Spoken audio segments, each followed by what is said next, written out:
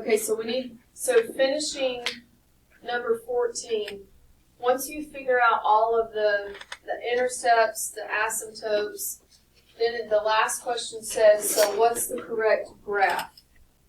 And if you notice, they actually will show you the hole. I'm going to highlight it in yellow. The hole is here, here, here, or here. And so if you can recognize where the hole is on the graph, all 4 answer choices are totally different. So you could pick the correct answer to the graph by knowing where the hole is. You're in luck. I literally just started. So coming up here, we said the hole is right here. Now how do you actually know where it is? You pull the 0 from that. So if the hole is at the factor x plus 4, then I'm going to come down here. The hole is from the factor x plus 4 that cancels. So then the 0 out of that would be x equals -4, right? To get the y value, you would plug that into the function. What was the function? 1 over x minus 4. So the function was 1 over x minus 4. So I would plug -4 in to get the y value. So that'd be -8 on the bottom. So -1 over 8. Ooh, that's ugly. Right where we left off. The condensed packet, the new one, the mini. I think we wrote at the top. Yes, yeah. I'm calling this the mini review. I accidentally forgot to change that. Yeah, on 14. So this one's 5. This is still section 4. Section 5 starts, turn the page. No, like turn that way. Yeah, section 5 starts right here where it starts back at like question 2. Okay. That's section 5.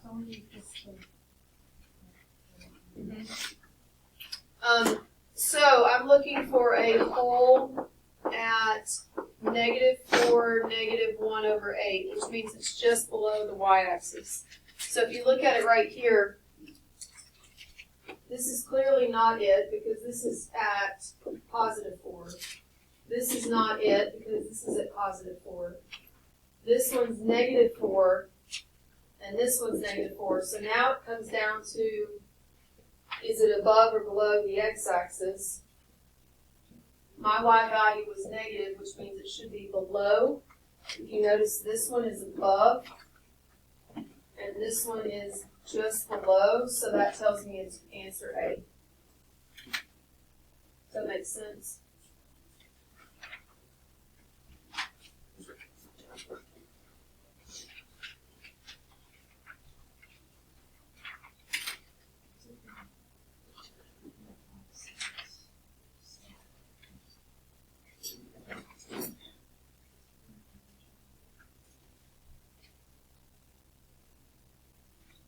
Okay, the next one.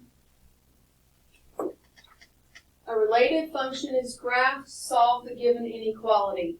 They are going to give you the graph, and you will notice that they actually give you the coordinates where it's crossing the x-axis. So this is as simple as, where is the graph above or below the x-axis? How do you know which one you're looking for? You come up here and imagine if I moved everything to the left. So if I subtracted everything over,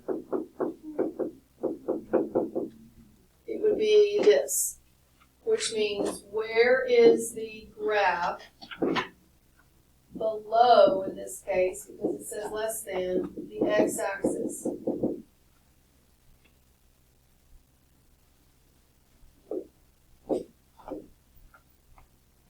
So I would take my highlighter and I'd go to my graph and I would highlight what's underneath the x-axis, and that's this and this. And then now that's the answer, but you got to put it in interval notation. And And the gotcha here is pay attention to the sign. This is the watch out. When you go and write your interval notation, in this case, I need to use what circles? Or, well, I would use, this is open, so I would use parentheses.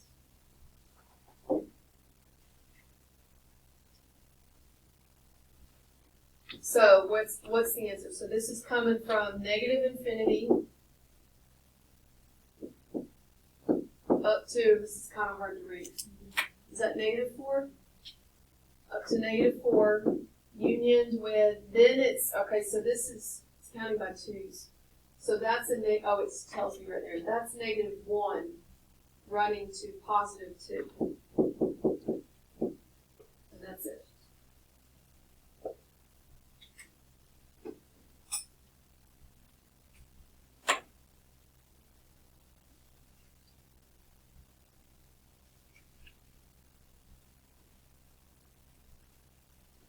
16 is the one I showed you at the beginning. You notice it's in my handwriting. I changed it from a gotcha question on the original chapter 4 review packet, which you should be throwing away by now. I changed it from that gotcha question to this question because it was not supposed to be a gotcha. And the gotcha part came from the fact that you just came to one answer, but then both sections were shaded, and that makes people think they did it wrong. So I changed it to this one. So what's in blue is the answer to 16, which is also at the bottom of your paper, because I wanted you to have the answer. Thank you. All right, so that's chapter 4. That's it for chapter 4. So,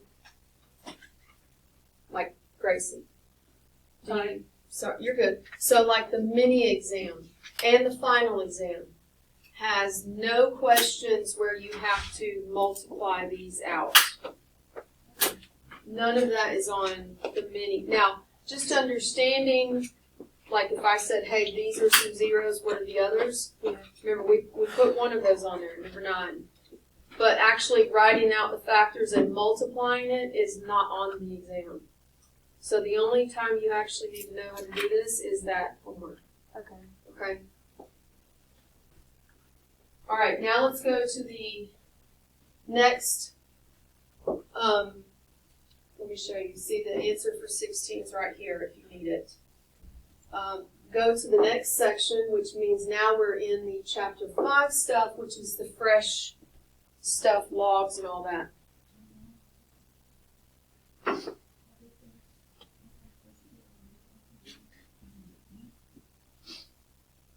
You're going to solve that. Oh. Well, because this is a triple, this is a, what's it called? This is a 0. That means you should have a circle there. So you have more sections to check. That's why.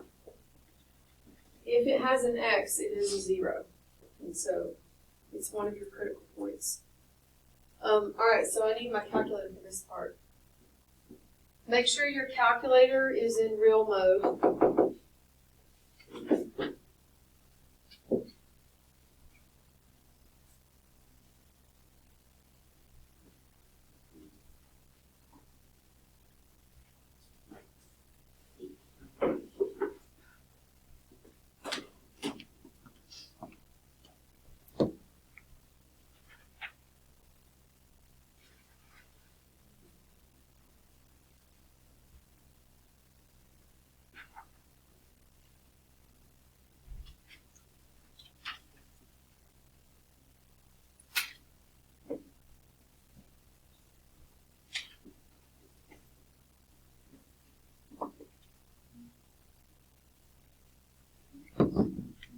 Okay, we're now in chapter 5, which is the log exponential stuff, ln stuff. Make sure your calculator is in real mode. The first question on this section is use a calculator to find the value to the nearest 10,000. So it's type it in and just round correctly. Make sure to pay attention to your rounding. If it's 10,000, how many zeros are there? There's 4, which means check the 5th number, right? So let's type it in.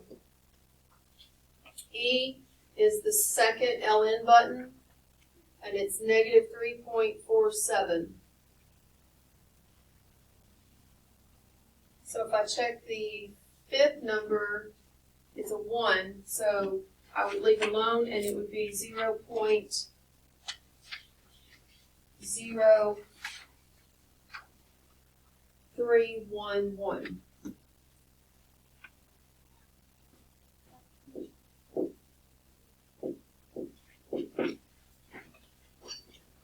Next one says use the calculator. It says to find a common log. You don't worry about the common log. It just means type it in. Log 0.888. So the answer is negative 0.0516. Had we gotten an answer or an error, we would say that the solution does not exist.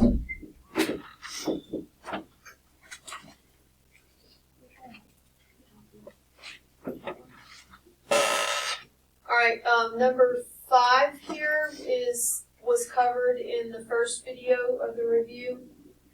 It's asking if it's 1-to-1, and if so, what's the inverse? To check if it's 1-to-1, just graph it, see if it passes the horizontal line test. To find the inverse, switch x and y and solve for y.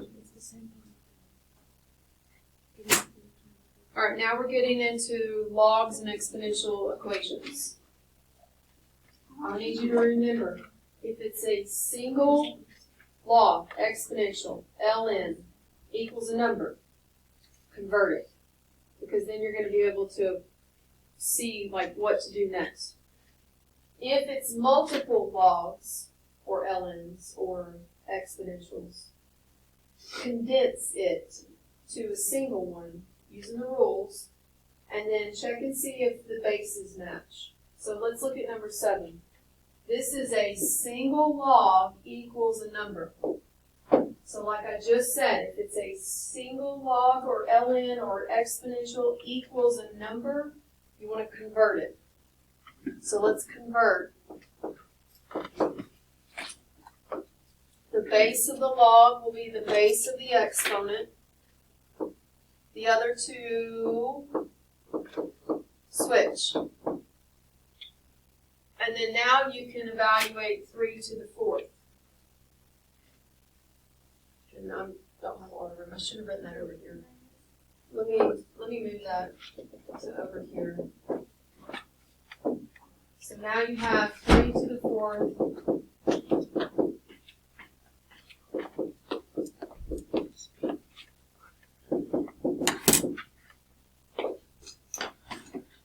3 to the 4th is 81.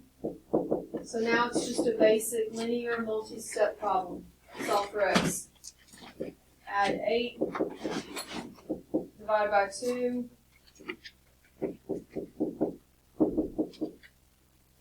X is 44.5. The nice thing about logs, about these solved problems, is when you get an answer, you can actually go back to your calculator and type it in, and you can guarantee that you just got it right.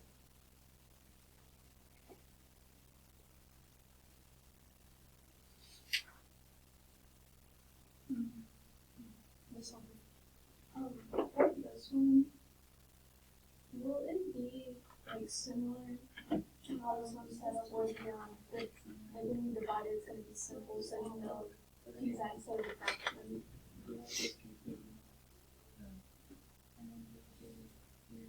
Try me again. Because with some of the answers we get, we leave them in fraction form, so I wouldn't know whether to do x equals 8 or 2 or. And like the parentheses, like the little, like pop up below it. I would say that if you enter the decimal,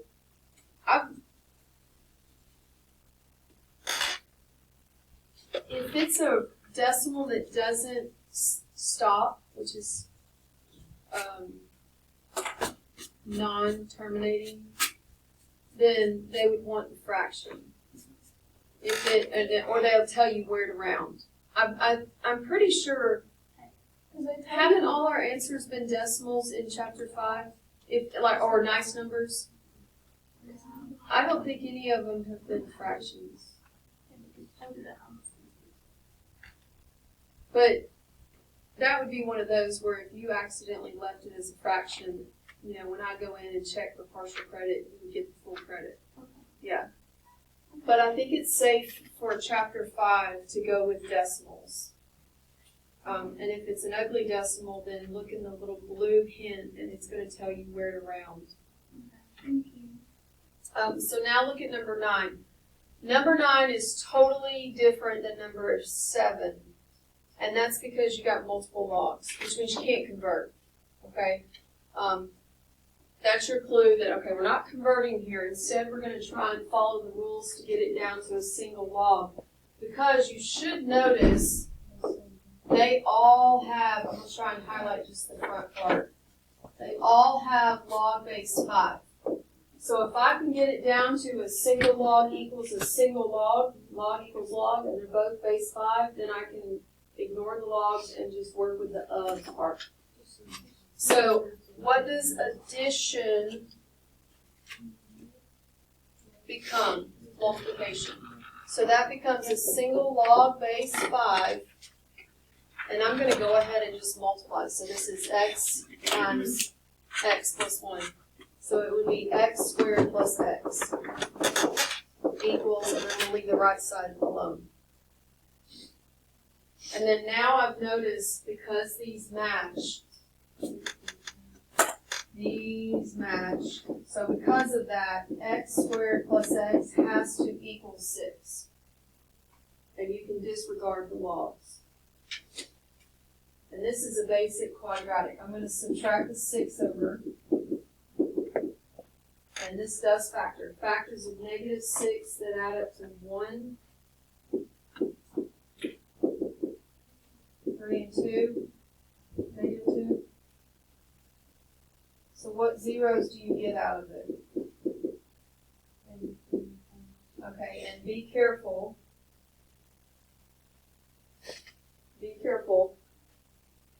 Notice right here, it says, well, yeah, plug it in. Go back to the original. Yeah, you're going to find that one of them gives you an error. I'm going to check the negative 3. So these are base 5, which means you got to use the fancy log feature. So math, arrow up. Math alpha A. Math alpha A, is that it? Okay. So log base 5 of negative 3 plus math alpha A. Log base 5 of x plus 1. And then you get an error. And that's how you do it. Okay, so this, algebraically, this was an answer, but it's actually not an answer. So the answer is 2.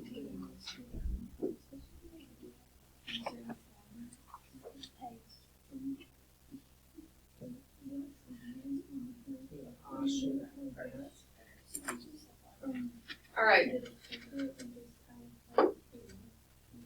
Next one. Oh, I got cut off.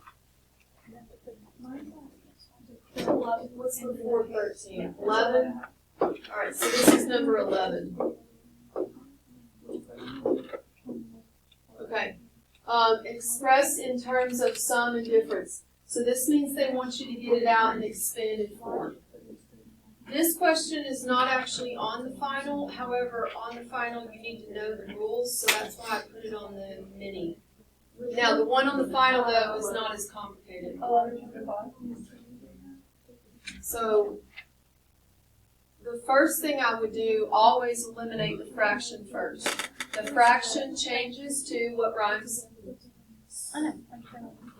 The fraction changes to subtraction. Just remember the rhyming, right? So ln of 7 minus, now there's a lot down here. This is the gotcha. Put it in parentheses. minus ln of 8x to the 8y.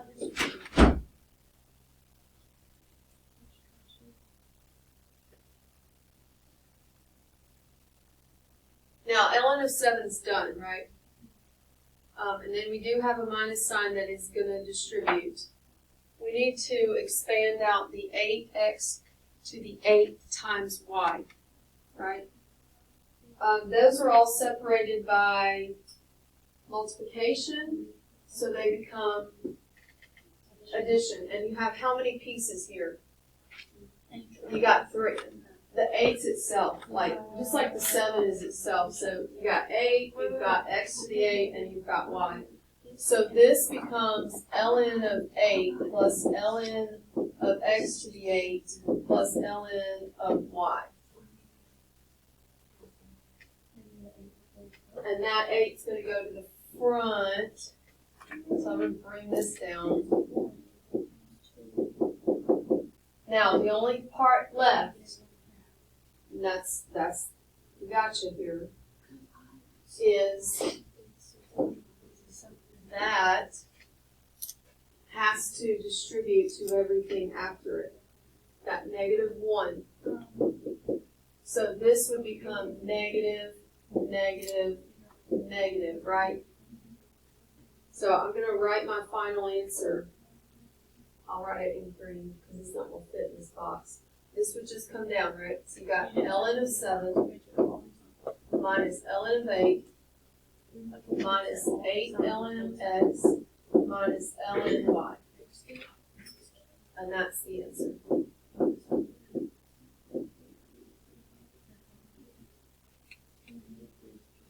Now I would put maybe that on my half sheet if you're worried you're going to mess it up.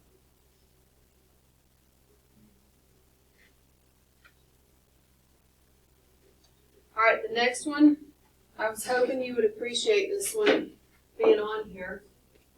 Log base q of q to the 5th.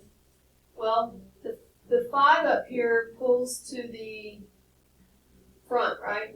So that's actually 5 log base q of q. But what do you notice? Remember the base, when the base matches the of, it's an understood 1. So the answer here is 5 times 1, which is 5. And that's because this matches this. When the base matches the of, the whole log expression is just a 1. I might put that on my half sheet too, because I'd hate for you to get that one wrong. It's so simple, you almost feel like you're doing it wrong, you know? It's one of those.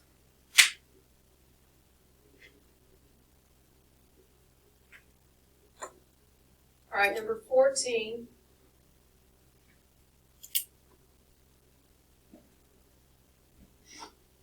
Solve for x. Okay, you've got a log equation. Do we have a single log equals a number? Like, do we have just a single log equals a number? No. But on the right-hand side, I do just have a number, right? Okay, so let's do these log bases match. So let's see if we can write it as a single log, because then we could convert it. What does addition translate to? Multiplication. So this would be log base 2, and it's going to be x plus 2 times x minus 2 equals 5.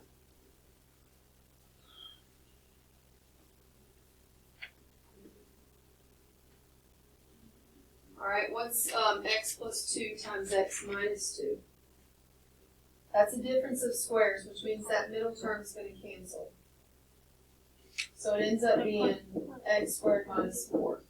Now, if you don't see it that fast, then multiply it out, first, outer, inner, last, and you're gonna get to that. Now you have a single log equals a number, which means convert. Convert to exponential. So the base of the log will be the base of the exponent, and then these two pieces of crap switch. So the exponent becomes 5, and then this moves over here.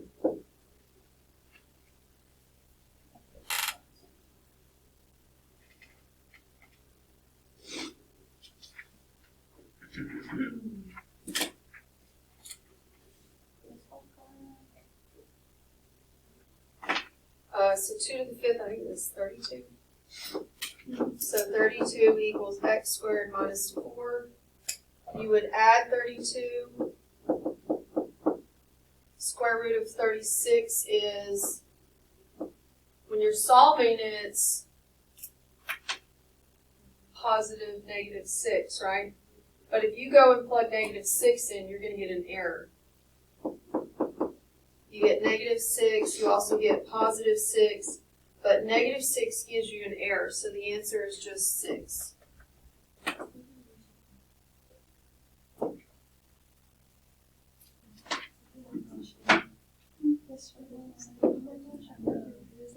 Alright, so 15, use the horizontal line test to determine if it's 1-to-1. The horizontal line test means if you just draw a horizontal line anywhere, does it cross in more than one place? And if it does, that means it fails the horizontal line test, which means it fails to be called 1-to-1. That failed it, so the answer is no. It's not 1-to-1.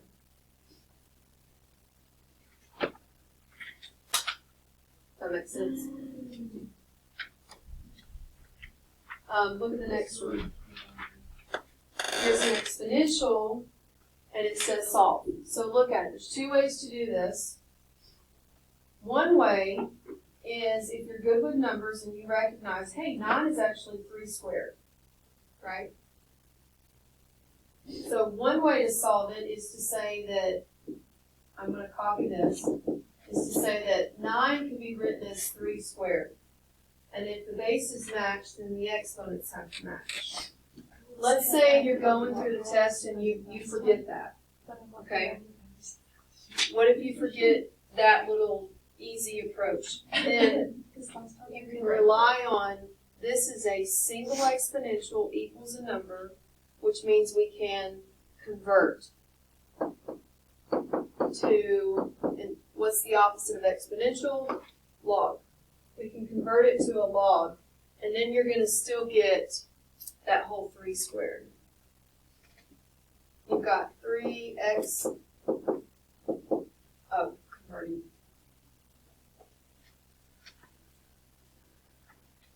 So the base of the exponent is 3. The other two switch, right? And then you would go to your calculator and you would enter this, because we don't know what that is, and that's actually 2. You enter that in the calculator.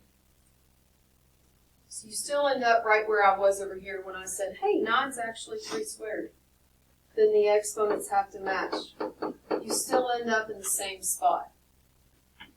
So add 1, divide by 3,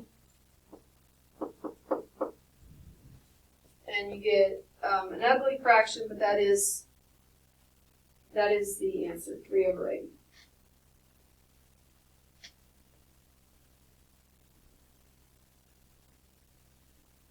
Number 17 says convert to log.